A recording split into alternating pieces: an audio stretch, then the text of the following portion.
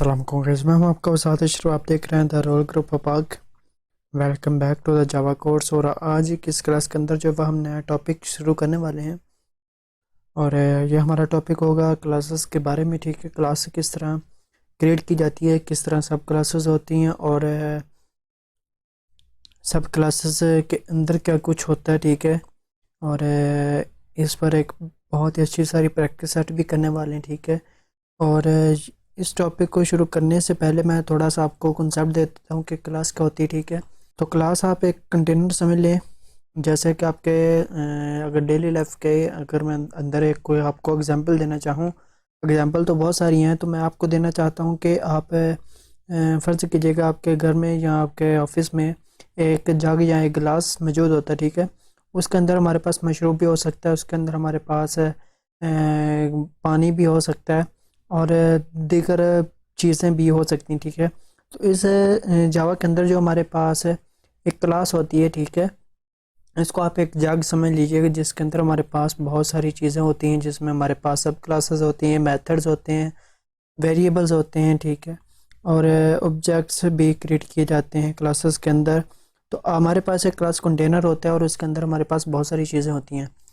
तो बेसिकली हम जितने भी आज तक हमने कोर्स के अंदर पढ़ा है, तो हमने सबसे पहले तो हमें इन डिफ़ॉल्ट जो है वह पब्लिक क्लास हमें देखने को मिलती है। ठीक है, इसी तरह हमारे पास उसके अंदर हम एक मेन का मेथड भी क्रिएट करते हैं। ठीक है, ये हमारे पास एक किसी भी कोड के अंदर एंट्री पॉइंट होता है। ठीक है, मेन का मेथड, इसके बगैर हमारा पास कोड जो है वो रन नहीं हो सकता। ठीक है, जावा के अंदर।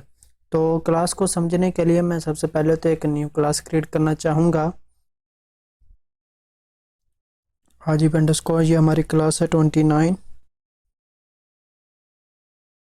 इसका मैंने नाम थोड़ा सा गलत रख दिया, जैसा कि पहले था वैसे ही रखते हैं ताकि ओके। तो सबसे पहले तो हमें मेन का मेथड चाहिए। ठीक है, और ये हमारे पास मेन का मेथड भी आ चुका है, हमारे पास पब्लिक क्लास भी आ चुकी है। अब हम क्या करते हैं कि एक कस्टम क्लास जो वो यहाँ पे क्रिएट करेंगे और उस क्लास के अंदर हम कुछ वेरिएबल्स भी क्रिएट करते हैं। ठीक है, और उसको हम न्यू ऑब्जेक्ट भी क्रिएट करेंगे इसी के अंदर। और फिर ऑब्जेक्ट, बेसिकली ऑब्जेक्ट क्या होता है, ठीक है, हमारे पास जो क्लास, हमारे पास जो जावा होता है, ठीक है, ये ऑब्जेक्ट ओरिएंटेड प्रोग्रामिंग होता है। ठीक है, ऑब्जेक्ट ओरिएंटेड प्रोग्रामिंग का क्या मतलब है कि हमारे पास ये जो कोड होता है जावा का, ये ऑब्जेक्ट पर बेस होता है। ठीक है, हमारे पास एक दूसरी किस्म भी होती है और वो होती है प्रोसीजरल प्रोग्रामिंग। ठीक है, प्रोसीजरल प्रोग्रामिंग के अंदर हमारे पास मेथड्स होते हैं जो कि ट्रैक रन करते हैं। ठीक है, तो ऑब्जेक्ट ओरिएंटेड प्रोग्रामिंग के अगर बेनिफिट्स की तरफ जाएं तो ऑब्जेक्ट ओरिएंटेड प्रोग्रामिंग जो है बहुत ही फास्ट होती है और इजी होती है हमारे कोड को एग्जीक्यूट करने के लिए। ये हमें एक क्लियर स्ट्रक्चर भी प्रोवाइड करती है किसी भी प्रोग्राम का।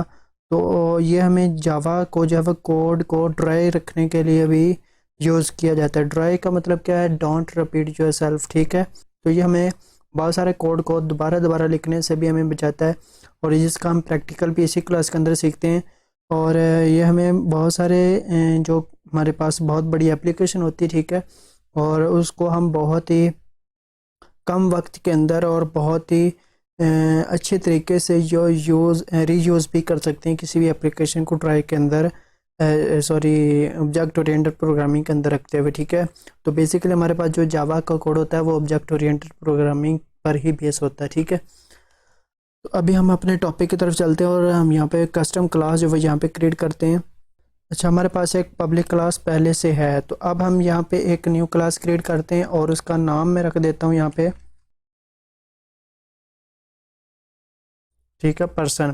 तो अभी हम यहाँ पे कुछ भी लिखा नहीं, पब्लिक स्टैटिक कुछ भी हमने यहाँ पे लिखा नहीं है। तो हम यहाँ पे सबसे पहले तो यहाँ पे पब्लिक लिखते हैं। जैसे हम पब्लिक लिखते हैं तो हमारे पास ये एक एरर भी आता है। ठीक है, अगर आप इस पर कर्सर भी लाएं तो ये हमें एरर शो करवाता है कि class person is a public should be declared in a file named as person dot Java. ठीक है, अगर आप पर्सन की इस क्लास को जो है वो पब्लिक रखना चाहते हैं तो ये हमें एक अलग क्लास के अंदर जो है वो क्रिएट करना होगा।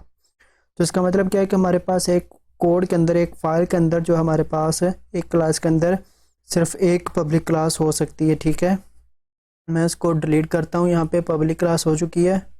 उसके अंदर हम थोड़ा सा वेरिएबल क्रिएट करते हैं जहाँ से कि हम यहाँ पे एक स्ट्रिंग पास करवा देते हैं नेम की, ठीक है। पर्सन के अंदर हमारे पास नेम होगा, इसको हम वैल्यू कुछ नहीं अभी देंगे, ठीक है। वैल्यू हम आगे देते हैं, बताता हूँ कि किस तरह देते हैं हम इसको। और यहाँ पे हमें एक इंट भी क्रिएट कर लेते हैं जिसकी वैल्यू यहाँ पे हम रख देते हैं क्या, एज, ठीक है। यहाँ पे एक पर्सन के अंदर दो वेरिएबल है, एक स्ट्रिंग नेम है और एक इंट हमारे पास एज आ चुका है, ठीक है। ओके, तो अब हम यहाँ पे एंट्री पॉइंट के अंदर आते हैं, हमारे पास जो कि यानी कि मेन मेथड है, ठीक है। यहाँ पे आते हैं और यहाँ पे हमारे पास जो क्लास का नंबर है, ठीक है, जो क्लास का नेम है, ठीक है। यहाँ पे हम इसका पी बड़ा कर देते हैं, ठीक है। हमारे पास ये पर्सन का जो पर्सन क्लास हमारे पास, इसका वेरिएबल जहाँ पे हम न्यू ऑब्जेक्ट क्रिएट करते हैं, ठीक है। अब हमारे पास ये ऑब्जेक्ट्स का टॉपिक भी शुरू होने वाला है, ठीक है। इसी पर हमारा प्रोग्रामिंग जो बेस करता है, ठीक है। ऑब्जेक्ट को क्रिएट करने के लिए हम एक की का यूज़ करते हैं जो कि होगा न्यू, ठीक है। तो हम सबसे पहले तो अपनी क्लास को डिफाइन करते हैं कि कौन सी क्लास है, ठीक है।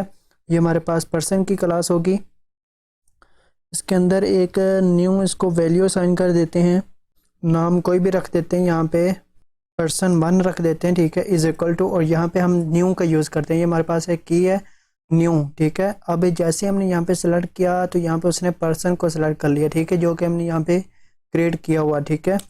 अभी हमने यहाँ पे पर्सन सेलेक्ट कर लिया, ये हमारे पास एक न्यू ऑब्जेक्ट क्रिएट हो चुका है, ठीक है। ये इसके लिए न्यू ऑब्जेक्ट क्रिएट करने के लिए हम न्यू का कीवर्ड यूज़ करते हैं, जावा के अंदर इनबिल्ड हमें मिलता है। अभी हम ये person1 है, ठीक है। अभी हम person1 को जो वैल्यू असाइन करते हैं ये नेम और एज का, ठीक है। तो इसके लिए हम क्या करेंगे, सबसे पहले हम यहाँ पे लिखते हैं person1, ठीक है। आगे हम डॉट का यूज़ करेंगे और यहाँ पे हम इसको जैसे हमने करते हैं तो यहाँ पे उसने बहुत सारे इनबिल्ड मेथड भी हमें बता दिए हैं। तो हम क्या करते हैं, जो कि हमने खुद जो है वेरिएबल क्रिएट किए हुए हैं वो हम यहाँ पे यूज़ करेंगे। नेम को यूज़ करते हैं, इज इक्वल टू नेम हमारे पास है एज ए स्ट्रिंग है, तो हम यहाँ पे लिख देते हैं जाहिद, ठीक है। इसी तरह हम person1 को जो है वो एज भी डिफाइन करते हैं, एज इज इक्वल टू, और ये हमारे पास है इंट के अंदर है तो हम यहाँ पे 25 लिख देते हैं एज ए इंट, ठीक है। अब हमारे पास जो वैल्यू है वो भी असाइन हो चुकी है। अभी हम इसको प्रिंट आउट करना चाहते हैं, तो प्रिंट आउट के लिए हम क्या करते हैं, इसी क्लास के अंदर जो वो एक न्यू मेथड जो वो भी क्रिएट कर लेते हैं ताकि हम इसको प्रिंट आउट भी कर सकते हैं, ठीक है। इस क्लास के अंदर आएंगे और यहाँ पे हमें आएगा स्टैटिक वॉइड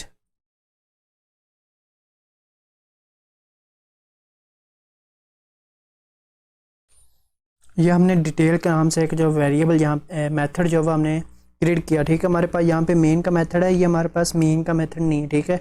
और यहाँ पे हमारे पास स्टैटिक के पब्लिक भी है, ठीक है। हमारे पास ये स्टैटिक का पब्लिक नहीं है, ठीक है। और ये हमें रिटर्न भी कुछ नहीं दे रहा, ठीक है।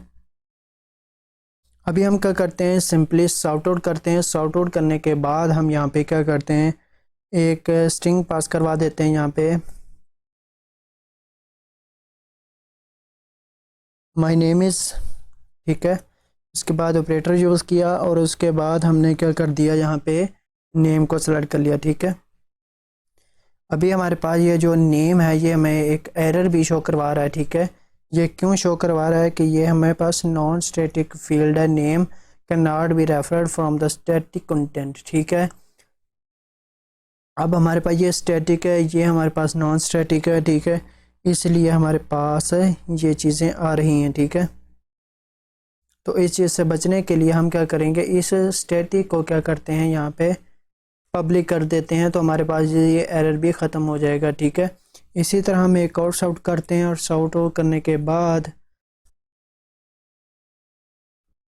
यहाँ पे एज को सेलेक्ट किया और उसके बाद फिर हमने यहाँ पे डबल यहाँ पे स्ट्रिंग जो भी यूज़ कर रहे हैं यहाँ पे हमने लिख दिया ओल्ड, ठीक है। यहाँ पे आएगा my name is Zahid, I am old 35 जो कि हमने यहाँ पे नीचे वैल्यू को असाइन किया हुआ, ठीक है। अभी हम जो है इसको प्रिंट आउट करने के लिए हम क्या कर सकते हैं, अभी देखिएगा, सिंपली हम क्या करते हैं, इसी मेन मेथड के अंदर आते हैं और यहाँ पे हम इस person1 को कॉल करते हैं, ठीक है, person1। और यहाँ पे हमने इसकी वैल्यू को जो वो प्रिंट आउट करना है, तो प्रिंट आउट करने के लिए हमने जो उसका मेथड यहाँ पे क्रिएट किया हुआ था वो हमारे पास था डिटेल का, ठीक है। जैसे हम इस मेथड को क्रिएट करते हैं तो हमारे पास अब ये मुकम्मल हो चुका है हमने, ठीक है।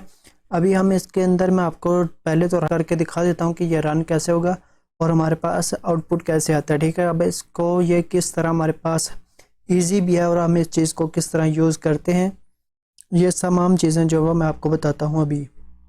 तो यहाँ पे आ चुका my name is Zahid, I am 25 old, ठीक है। ईयर्स मैंने नहीं लिखा तो थोड़ी सी चेंज जो है वह यहाँ पे करना पड़ेगी।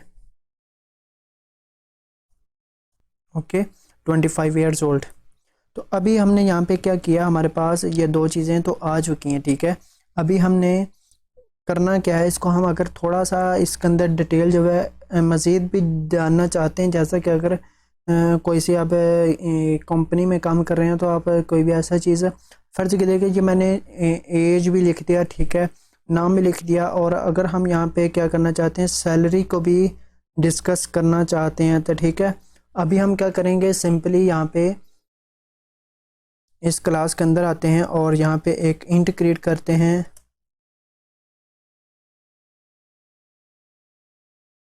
सैलरी का, ठीक है।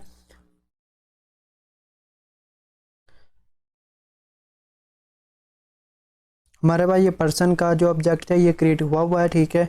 यहाँ पे हम सिंपली आते हैं, पर्सन 1 को सेलेक्ट करते हैं, डॉट करते हैं और यहाँ पे सैलरी को डिफाइन कर देते हैं। हमारे पास सैलरी क्या होगी, यहाँ पे 24,000 लिख देते हैं, ठीक है। हमारे पास ये सैलरी भी आ चुकी है।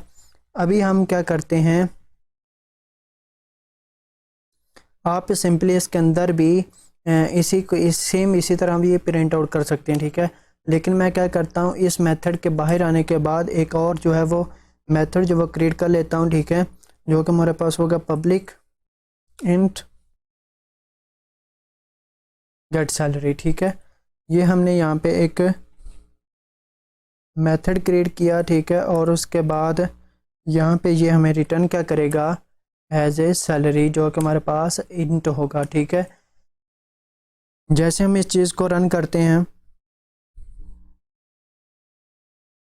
आई एम रियली सॉरी, यहाँ पे हमें पास आउटपुट सैलरी का नहीं आया, तो क्योंकि हमने यहाँ पे और इसको सैलरी को साउट तो किया ही नहीं, ठीक है। कहीं पर भी आप साउट नहीं दे सकते सैलरी पर, तो सैलरी को हम किस तरह साउट करेंगे, इस टॉपिक के लिए हम सिंपली जो है वो यहाँ पे यूज़ करते हैं। तो सैलरी को प्रिंट आउट करने के लिए हम जो गेट सैलरी का मेथड यहाँ पे क्रिएट किया था उसको कॉल आउट करना पड़ेगा। तो उसको कॉल आउट करने के लिए हम क्या करते हैं, यहाँ पे हमारे पास सैलरी इंट के अंदर होती है, ठीक है, इंट होगी सैलरी, ठीक है, और इज इक्वल टू, यहाँ पे हम पर्सन 1 सेलेक्ट कर लेते हैं, ठीक है, पर्सन 1 डॉट गेट सैलरी, जो कि हमने यहाँ पे मेथड क्रिएट किया हुआ था, ठीक है, एज ए इंट, ठीक है। अभी हम साउट करते हैं और साउट करने के बाद हम क्या करेंगे, सैलरी को यहाँ पे कॉल आउट कर देते हैं। जैसे ही हम इस चीज़ को रन करते हैं तो हमारे पास सैलरी भी आउटपुट के तौर पर आनी चाहिए। यहाँ पे देखिएगा, my name is Zahid, I am 25 year old, और यहाँ पे सैलरी आ चुकी है यहाँ पे 24,000।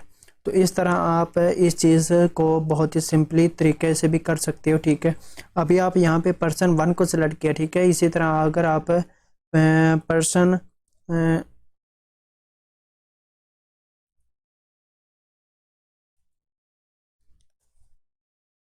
यहाँ पे न्यू ऑब्जेक्ट क्रिएट कर सकते हैं, ठीक है, किसी भी और पर्सन का, और उस पर्सन की भी वैल्यू जो आप अलग से डिफाइन आउट कर सकते हो, ठीक है। जैसे आप उसको डिफाइन करके यहाँ पे सिंपली आपने क्या करना है, ये गेट डिटेल आपने सिर्फ आपने ये मेथड क्रिएट किया, ठीक है। जैसे मैं आपको थोड़ा सा यहाँ पे इस चीज़ को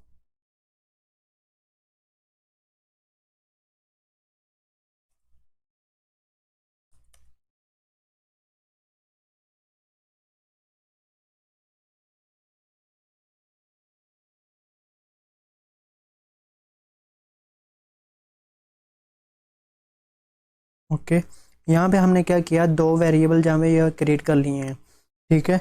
अभी हम क्या करते हैं,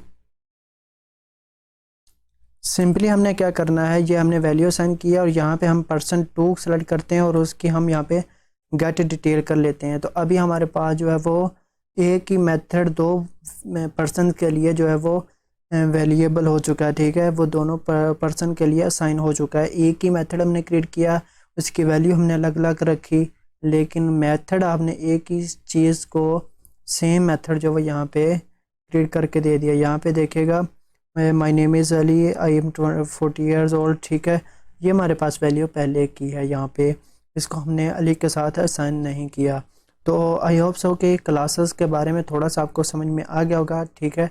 ऑब्जेक्ट के बारे में भी समझ में आ गया होगा, और मज़ीद कोई क्वेश्चन हो तो कमेंट सेशन में बता दें। अभी ये हमारे क्लास का जो टॉपिक है वो ख़त्म नहीं हुआ, ठीक है। इसके अंदर बहुत सारी और चीज़ें हैं जो वक्तन आपको नेक्स्ट लेक्चर के अंदर डिस्कस कर देंगे इंशाल्लाह।